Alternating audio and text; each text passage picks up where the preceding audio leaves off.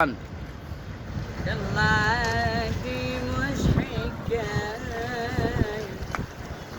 يلا عادي مش حكاية،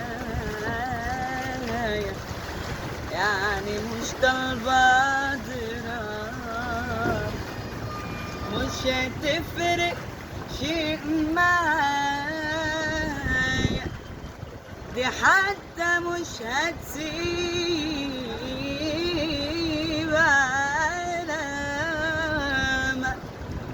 أما أراد انسحاب من حياتي مش راضي، مش هلومك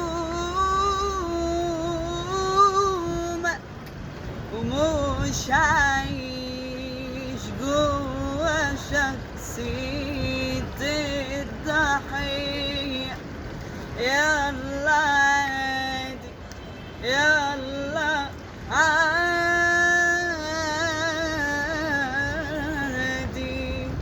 ويلا عادي هي جت على جرحي، يعني ما الجراح بالكم في قلبي عادي يعني، بس كان في شبر فاضي حط جرحك فيه وزود اسمي جوا الخانة ماضي، واسمي في خانة التعاون.